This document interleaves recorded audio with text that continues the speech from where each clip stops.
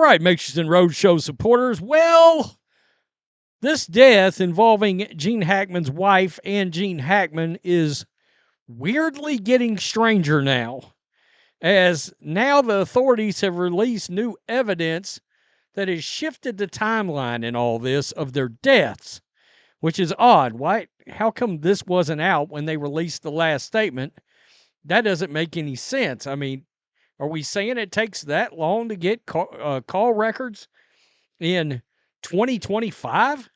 I mean, I find that wild. But nonetheless, there has been an update on the death investigation. And, they started out saying the death did come across as suspicious.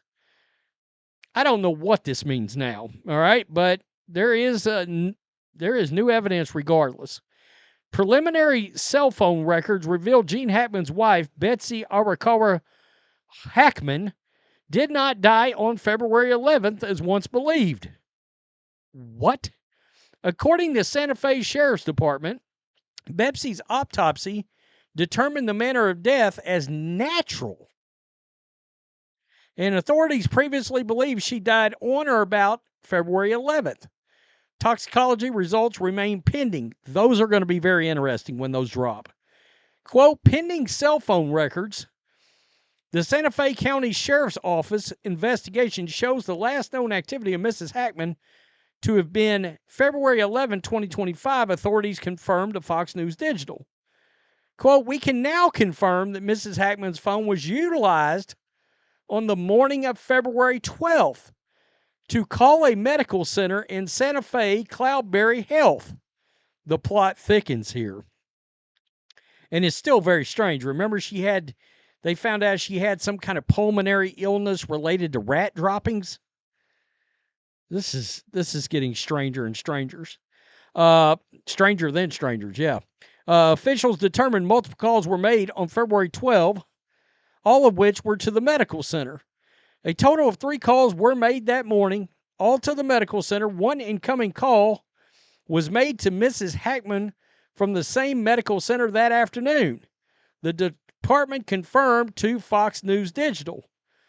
Well, the question is, can authorities find out from the medical center what they were talking about, or is that, I don't know if that's protected by HIPAA. I assume it would be. I don't know. Quote, that appeared as a missed call on Mrs. Hackman's cell phone. So evidently she didn't answer that one. On Monday, the Hackman estate awarded a temporary restraining order against the release of records regarding the deaths of Gene and Betsy. What is that about?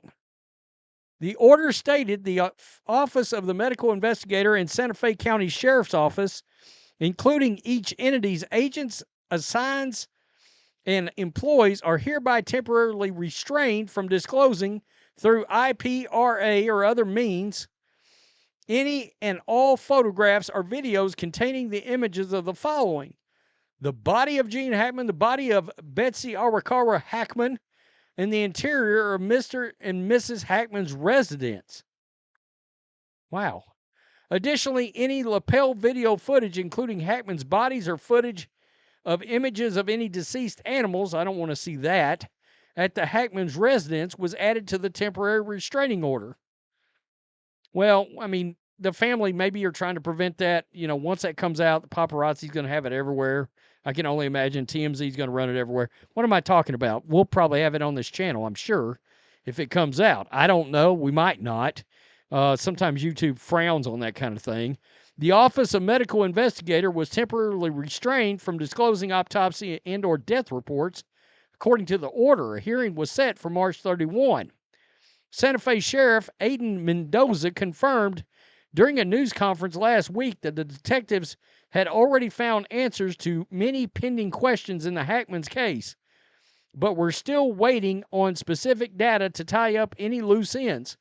Correct me if I'm wrong, and I may be wrong, but are there a lot of actors in and around Santa Fe? Because it seemed like Santa Fe was tied up and involved in the whole Alec Baldwin situation when that cinematographer got shot.